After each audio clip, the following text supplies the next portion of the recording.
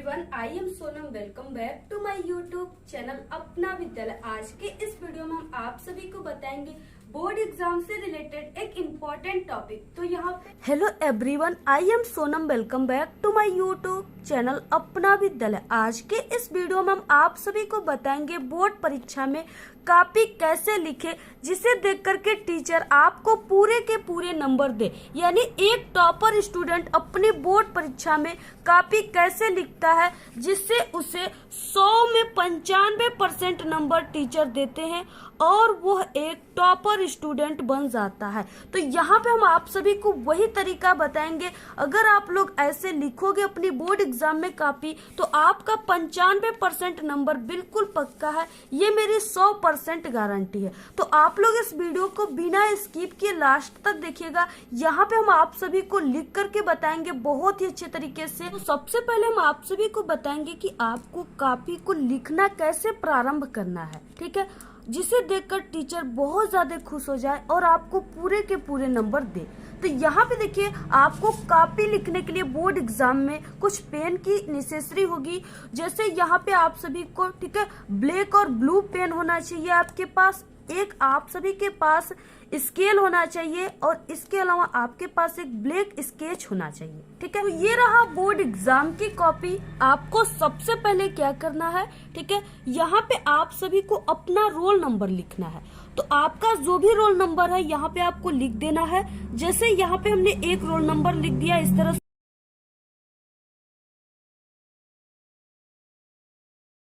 ये क्या है कि 10 अंकों का रोल नंबर है। इसके बाद यहाँ पे, ठीक है, नाम तो आपको लिख देना है। और वैसे भी बोर्ड एग्जाम में नाम नहीं लिखा जाता है तो यहाँ पे हमने लिख दिया। इसके बाद यहाँ पे आपको दिनांक डालना है, ठीक है। जिस तारीख को आप लोग दे रहे हो एग्जाम वही आपको दिनांक यहाँ पे लिख देना है। तो यहाँ पे हम लिख देते हैं 16/2/2023। इसके बाद यहाँ पे आपको अपनी क्लास लिखना है। तो यहाँ पे आप लोग जिस क्लास में हो आप लोग यहाँ पे लिख दो। इसके बाद सब्जेक्ट, यहाँ पे आप लोग जिस सब्जेक्ट का पेपर दे रहे हो वही आप सभी को लिख देना है। इसके बाद पूर्णांक, तो आपका जो हिंदी है, ठीक है, वो 70 नंबर का है तो यही पूर्णांक आप सभी को यहाँ पे लिख देना। से हम एक टीचर हैं तो आप लोग हमारे तरीके से अगर कॉपी लिखोगे तो हम आप सभी को पहले से ही 70 नंबर दे देते हैं। यानी 70 में 70 आप सभी को मिलेगा अगर आप लोग ऐसा कॉपी लिखोगे तब। तो यहाँ पे देखिए, इसके बाद लिखना यहाँ से प्रारंभ करना है आपको। यानी यहीं से आपको लिखना प्रारंभ कर देना है। तो अब आप सभी को बताएंगे किस तरीके से आपको शुरुआत करना है। टीचर कॉपी में सबसे पहले आपके क्या देखता है और वो खुश होकर पूरे नंबर दे देता है। सबसे पहले आप सभी को यहाँ पे लाइनिंग कर देना है। यहाँ पे आप सभी को पेपर में किसी भी क्वेश्चन को करने से पहले सबसे पहले आप सभी को उस क्वेश्चन का नंबर लिखना है, ठीक है, यानी प्रश्नोत्तर संख्या लिखना है। तो यहाँ पे आपको लिखना है प्रश्नोत्तर संख्या।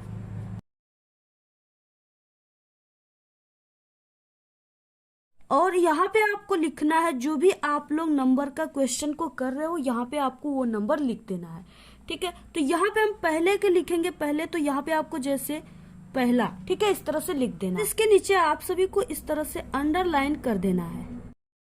तो यहाँ पे हम आप सभी को बहुविकल्पी क्वेश्चन को लास्ट में बताएंगे किस तरह से करना है। सबसे पहले हम आप सभी को बता दें कि क्वेश्चन वाले जो सब्जेक्टिव क्वेश्चन होते हैं उनको कैसे हल किया जाता है। तो यहाँ पे ये वाला क्वेश्चन, जैसे निम्नलिखित गद्यांशों में से किसी एक गद्यांश के नीचे दिए गए प्रश्नों के उत्तर दीजिए, ठीक है। ये क्वेश्चन 6 नंबर का है। तो आपको किस तरह से इसका आंसर लिखना है जिससे आपको पूरे के पूरे 6 नंबर मिले। तो यहाँ पे देखिए, इसमें 2 गद्यांश है। पहला ये है, इसके बाद दूसरा जो है ये इस साइड में है। आप लोग दोनों में से आपको जो भी बहुत ही अच्छे तरीके से याद है आप लोग उसी को हल कीजिए, ठीक है, उसी के क्वेश्चन के आंसर को लिखिए। अब हम दूसरे वाले को करते हैं, ठीक है, जो कि बहुत मोस्ट इम्पोर्टेंट है। तो यहाँ पे जैसे आप सभी को यहाँ पे लिख देना है प्रश्नोत्तर संख्या पहले का, और यहाँ पे हम ख वाला लिख रहे हैं तो आपको इस तरह से ख लिख देना है। तो यहाँ पे देखिए हम ख वाला लिख रहे हैं तो यहाँ पे आप सभी को, ठीक है, यानी इस लाइन के इधर आपको ख लिख देना है। इसके बाद यहाँ पे हम गद्यांश को सॉल्व कर रहे हैं सबसे पहले, तो आपको यहाँ पे लिख देना है गद, ठीक है, यानी हिंट्स लिखना है। तो यहाँ पे आपको गद इस तरह से लिख देना है। इसके बाद यहाँ पे आप सभी को क्या करना है, आप लोग जिस गद्यांश को सॉल्व कर रहे, जिस गद्यांश के क्वेश्चन का आंसर को लिख रहे हो, तो सबसे पहले देखिए इसके नीचे 3 क्वेश्चन दिए हुए, ठीक है। तो यहाँ पे पहला है कि उपर्युक्त गद्यांश का संदर्भ लिखिए, दूसरा है रेखांकित अंश की व्याख्या कीजिए, और तीसरे में एक क्वेश्चन है। तो आपको कैसे लिखना है, तो सबसे पहले आपको यहाँ पे गद्य हेडिंग डालना है, क्योंकि आप लोग गद्यांश सॉल्व कर रहे हो। इसके बाद आप सभी को जो भी यहाँ पे गद्यांश दिया हुआ है उसका यानी कि फर्स्ट का 2 वर्ड और लास्ट के 2 वर्ड को जरूर लिख देना है। इससे टीचर को समझ में आ जाता है कि आप लोग साइंस वाले क्वेश्चन को सॉल्व किए हैं, ठीक है। तो यहाँ पे देखिए जैसे कुसंग का ज्वर, तो यहाँ पे सबसे पहले आपको लिख देना है थोड़ा सा हिंट्स, कुसंग का ज्वर।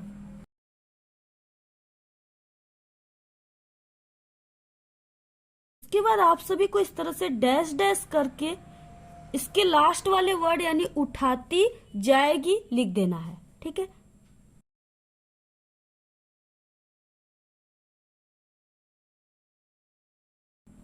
इस तरह से आपको लिख देना है। इसके बाद आप सभी को यहाँ पे पूछ रखा है पहले क्वेश्चन में संदर्भ, तो यहाँ पे आपको पहला लिखना है और संदर्भ। तो इस तरह से आपको यहाँ पे पहला और यहाँ पे संदर्भ। अब इसके बाद देखिए संदर्भ लिखने का सबसे सही तरीका क्या होता है, जिसे देखकर टीचर आपको पूरे के पूरे नंबर देते हैं। देखिए जो संदर्भ है इसमें क्या लिखा जाता है कि ये जो गद्यांश दिया हुआ है ये किस पाठ का है और इसके लेखक कौन है। तो ये देखिए क्लास 10th हिंदी के मित्रता नामक पाठ से है और इनके लेखक आचार्य रामचंद्र शुक्ल है। तो आपको इसको किस तरह से लिखना है, तो यहाँ पे देखिए प्रस्तुत गद्यांश,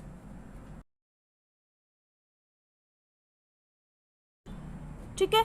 अगर आप लोग पद्यांश को सॉल्व करोगे तो यहाँ पे पद्यांश लिखेंगे, यहाँ पे हम गद्यांश को सॉल्व कर रहे हैं, ठीक है। तो प्रस्तुत गद्यांश हमारी पाठ्य पुस्तक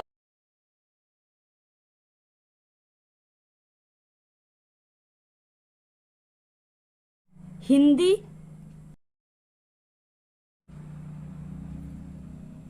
इस तरह से आपको हिंदी लिखना है ब्लैक पेन से, और यहाँ पे आपको कामा जरूर लगा देना है।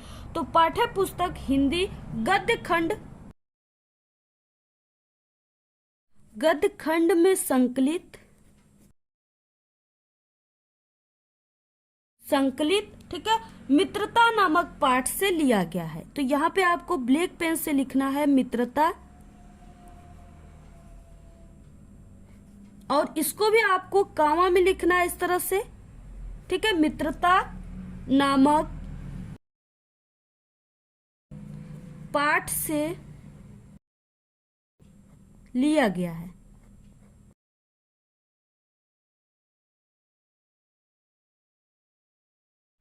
इसके लेखक आचार्य रामचंद्र शुक्ल हैं, ठीक है।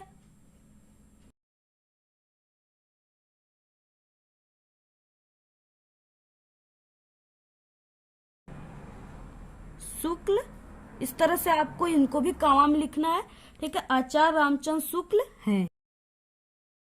इस तरह से आप सभी को अपने बोर्ड एग्जाम में, ठीक है, गद्यांश वाले संदर्भ को इसी तरीके से लिखना है। अगर आप लोग ऐसे लिखते हो तो टीचर आपको पूरे के पूरे 2 नंबर देंगे, ठीक है। यानी इस तरह से आपको ब्लैक पेन का जहाँ पे यूज करना है, यहाँ पे आपको, ठीक है, यानी पाठ का नाम और लेखक के नाम को आपको ब्लैक पेन से ही लिखना है, तभी आपको पूरे नंबर मिलेंगे। इसके बाद इस क्वेश्चन में नेक्स्ट क्वेश्चन है कि रेखांकित अंश की व्याख्या कीजिए, यानी दूसरा नंबर वाला। तो इसका आंसर आप सभी को अब कैसे लिखना है, ठीक है। तो इसका आंसर इस छोटे से लाइन में नहीं हट सकता, तो अब आप सभी को नेक्स्ट पेज से शुरू करना है, इसका आंसर लिखना है, ठीक है। और जहां पे भी आप लोग लिखिए दूसरे नंबर वाला क्वेश्चन कर रहे हैं तो आपको दूसरा लिख देना है। और इससे पहले हम आप सभी को बता दें कि ये रेखांकित अंश क्या होता है, ठीक है। तो यहाँ पे देखिए रेखांकित अंश की व्याख्या कीजिए। इसका मतलब कि यहाँ पे ये जो गद्यांश दिया हुआ है, तो यहाँ पे जिन वर्डों के नीचे यहाँ पे अंडरलाइन दिया हुआ है सिर्फ आपको उतना ही व्याख्या करना है, बाकी इन सब का नहीं करना है, ठीक है, क्योंकि ये 2 ही नंबर का है। तो यहाँ पे कुसंग से लेकर के क्षय करता है, यहाँ तक का ही सिर्फ आपको व्याख्या करना है। तो यहाँ पे देखिए किस तरह से आपको लिखना है। तो सबसे पहले रेखांकित अंश की व्याख्या आपको हेडिंग डालना है, ठीक है, यहाँ पे दूसरा और यहाँ पे रेखांकित अंश की व्याख्या। इसके बाद अब आपको किस तरह से लिखना है, यानी एक टॉपर स्टूडेंट किस तरह से लिखते हैं, क्योंकि I am a topper student. ठीक है, तो यहाँ पे देखिए आपको क्या करना है, इस तरह से प्रस्तुत पंक्ति में लेखक बुरी संगति को भयानक रोग बताते हैं। ठीक है, यानी इसी का जो यहाँ पे दिया हुआ है इसी का आपको व्याख्या करना है। ये जो चीजें लिखा हुआ है इसे आपको अपने शब्दों में लिखना है। ठीक है, इसी से रिलेटेड आपको इसका व्याख्या करना है। तो यहाँ पे आपको कोई भी व्याख्या है यहाँ से इस तरह से आपको स्टार्ट करना है कि प्रस्तुत पंक्ति में लेखक बुरी संगति को भयानक रोग बताते हैं। भयानक है तो इसलिए यहाँ पे भयानक रोग बताते हैं। यह अच्छे गुणों का विनाश करने के साथ साथ बुद्धि को भी नष्ट कर देती है, किंतु अगर अच्छी संगति मिल जाए तो बुरी संगति में पड़ा व्यक्ति गर्त से निकलकर यानी बुरी आदतों से निकलकर प्रगति के पथ पर चलने लगता है। ठीक है, तो यहाँ पे यानी इस 3 लाइन का इस तरह से आपको व्याख्या लिखना है। जो हमने यहाँ पे लिखा है वही इसमें लिखा हुआ है, सिर्फ हमने इसको अपने शब्दों में लिखा है, आपको भी उसी तरह से लिखना है। ठीक है, यानी यही सब वर्ड होने चाहिए, सिर्फ थोड़ा बहुत आपको उसमें अपने विचार देने हैं। इसके बाद इसमें नेक्स्ट है तीसरा है कि कुसंग का मनुष्य के जीवन पर क्या प्रभाव पड़ता है। ठीक है, तीसरा क्वेश्चन, तो इसका आंसर आप सभी को इसी में से लिखा जाता है ढूंढकर। तो यहाँ पे देखिए कुसंग का प्रभाव विनाशकारी होता है, यह अच्छे गुणों का विनाश करने के साथ साथ बुद्धि को भी नष्ट कर देती है। ठीक है, तो इस तरह से आपको तीसरा लिख करके लिख देना है। तो ये पूरा हो गया गद्यांश। अगर आप लोग इस तरह से सॉल्व करते हो, पूरे तीनों क्वेश्चन का आंसर लिखते हो, तो आपको टीचर 6 का 6 पूरा नंबर देगा। ठीक है, और अगर आपकी हैंड राइटिंग खराब है तो आप सभी को क्या करना है, 2 वर्डों के बीच में आपको एक एक पेन का इस तरह से गैप देकर लिखना है। ठीक है, आपकी हैंड राइटिंग काफी अच्छी लगेगी देखने में। तो इस तरह से आपको लिखना है, और कहीं भी आप सभी को शुरू के यानी कि आपको फर्स्ट के सेकेंड पेज में कहीं पर भी आपको कट पिट नहीं करना है अपनी बोर्ड एग्जाम की कॉपी में, इसी तरह से लिखना है। इसके बाद नेक्स्ट है जीवन परिचय। आप सभी के हिंदी में क्लास 10th और 12th सभी में जीवन परिचय लिखने के लिए आता है। तो यहाँ पे दिया हुआ है कि दिए गए लेखकों में से किसी एक का जीवन परिचय लिखते हुए उनकी एक प्रमुख रचना का उल्लेख कीजिए, और ये 5 नंबर का है। ठीक है, लेखक और कवि दोनों का आता है, यानी 10 नंबर का जीवन परिचय आता है। तो यहाँ पे देखिए 3 दिए हुए, जिसमें से हम आप सभी को जयशंकर प्रसाद जो बहुत ही मोस्ट इम्पोर्टेंट है, इनका लिखकर बताएंगे किस तरह से एक टॉपर स्टूडेंट लिखते हैं और किस तरह से लिखा हुआ जीवन परिचय पर टीचर पूरे नंबर देते हैं। तो यहाँ पे देखिए आप सभी को सबसे पहले प्रश्नोत्तर संख्या लिख देना है। जो भी आप लोग नंबर कर रहे हो यहाँ पे आपको लिख देना है। ठीक है, तो यहाँ पे छठे का क हम लिख देते हैं इस तरह से। यहाँ पे आप लोग जिस लेखक या कवि का जीवन परिचय लिख रहे हैं सबसे पहले आपको उनका यहाँ पे नाम लिखना है। तो यहाँ पे हम दूसरा नंबर वाला यानी जयशंकर प्रसाद को लिख रहे हैं, तो यहाँ पे लिख दिए। इसके बाद यहाँ पे जीवन परिचय हेडिंग डालना है। ठीक है, और इसके बाद यहाँ पे देखिए जो सबसे सही तरीका होता है वो होता है बॉक्स बनाकर जीवन परिचय लिखना। ठीक है, क्योंकि जब भी टीचर आपकी कॉपी को चेक करता है तो वो पूरे जीवन परिचय को कभी भी नहीं पढ़ता, वो सिर्फ इसी बॉक्स को ही देखता है। अगर इसमें आप लोग सही सही लिखे हो तो आपको पूरे के पूरे 5 नंबर देकर चला जाता है। तो यहाँ पे देखिए सबसे पहले आपको संक्षिप्त परिचय लिखना है। इसके बाद यहाँ पे आप लोग जिस कवि या लेखक का लिख रहे हो उनका नाम लिखना है। यहाँ पे हम जयशंकर प्रसाद का लिख रहे हैं तो यहाँ पे नाम में जयशंकर प्रसाद। इसके बाद जन्म स्थान, तो जयशंकर प्रसाद का जो जन्म हुआ था वो 1889 ईस्वी में हुआ था काशी वाराणसी में, और कहीं कहीं आप सभी को 1890 भी देखने को मिल जाएगा। ठीक है, तो दोनों जन्म सही है, आप लोग दोनों में से कोई को भी लिख सकते हो, या आप लोग 1889 या आप लोग 1890। ठीक है, दोनों लिखिए, बिल्कुल दोनों सही रहेगा।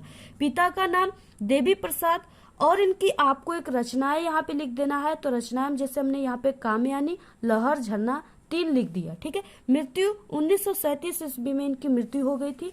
और इसके बाद देखिए आप सभी को इसी बॉक्स में आप लोग जो भी लिखे हो आपको यहाँ पे वही सब चीजें लिख देना है। तो यहाँ पे जयशंकर प्रसाद का जन्म काशी के एक प्रतिष्ठित वैश्य परिवार में सन 1889 ईस्वी में हुआ था। इनके पिता का नाम देवी प्रसाद था तथा माता का नाम मुन्नी देवी था।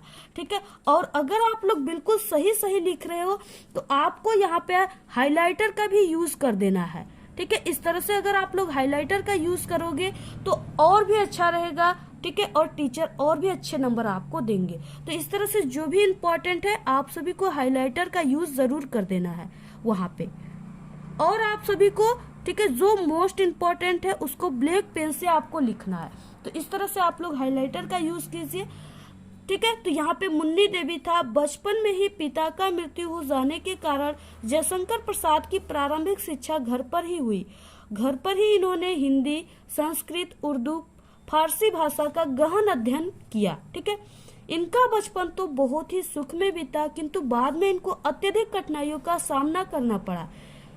इनका जीवन बड़ा ही संघर्षशील था। अल्पावस्था में ही क्षय रोग से ग्रस्त होकर के, ठीक है, सन 1937 ईस्वी में, यानी बहुत ही अल्पावस्था में, बहुत ही कम उम्र में, ठीक है, ये स्वर्ग सिधार गए, यानी इनकी देहांत हो गई। और लास्ट में आपको रचनाएं जरूर लिख देना है। तो यहाँ पे आपको रचनाएं हेडिंग डालकर इनके कुछ प्रमुख रचना को लिख देना है। जैसे यहाँ पे कामयानी, लहर, तितली इत्यादि इनकी कुछ रचनाएं हैं जो हमने लिख दिया। तो इस तरह से आप लोग अगर जयशंकर प्रसाद का जीवन परिचय या कोई भी कवि या लेखक का जीवन परिचय लिखते हो तो टीचर आपको पूरे के पूरे नंबर देंगे। ये 100% गारंटी, आपका एक भी नंबर नहीं कटेगा और आपको पूरे 100 में 100 पूरे नंबर हिंदी में मिलेंगे। तो आप सभी को 20 बहुविकल्पी क्वेश्चन है, उसका आंसर OMR आंसर शीट पे देना है। तो आपको देखिए जो भी आंसर सही है, ठीक है, इस बहुविकल्पी क्वेश्चन में जो भी आंसर सही है आपको सिर्फ एक ही भरना है। यानी यहाँ पे अगर पहला सही है तो आपको पहले का सिर्फ एक ही भरना है, ये नहीं कि आप लोग 2 भर दिए, ठीक है। अगर आप लोग 2 भर दोगे तो आपका पूरा का पूरा गलत हो जाएगा। इसलिए जो भी आंसर सही है आपको एक ही भरना है और इस गोले को पूर्ण रूप से भरना है, ठीक है। कहीं भी खाली नहीं होना चाहिए, नहीं गोले के बाहर होना चाहिए। और आपको जब भी इस गोले को भरना है तो आपको नीली और काली बॉल पॉइंट पेन का यूज करना है, यानी डार्ट पेन का यूज करना है। तो इस तरीके से आप सभी को, ठीक है, बोर्ड एग्जाम में कापी लिखना है। आपको पूरे के पूरे 100 में 95% टीचर देकर जाएंगे, ये मेरी गारंटी है। और इसी तरह आप सभी को हमारे चैनल पे सभी सब्जेक्ट में बोर्ड एग्जाम में कापी लिखने की ट्रिक की वीडियो आप लोग जरूर जाकर प्लेलिस्ट में देखिए। हमारे चैनल पे बिना पढ़े पास होने की ट्रिक भी सभी सब्जेक्ट क्लास 10th और 12th में आप लोग प्लेलिस्ट में जरूर देखिए, ठीक है। आज के इस वीडियो में इतना ही। आपको वीडियो कैसा लगा? अगर वीडियो पसंद आए तो एक बड़ा सा लाइक कर दे, चैनल पे ना तो सब्सक्राइब करके बेल आइकन को जरूर प्रेस कर दे। आप लोग इस वीडियो को सभी दोस्तों में प्लीज शेयर कीजिए, कमेंट करना बिल्कुल ना भूले। Thanks, all the very best, bye bye.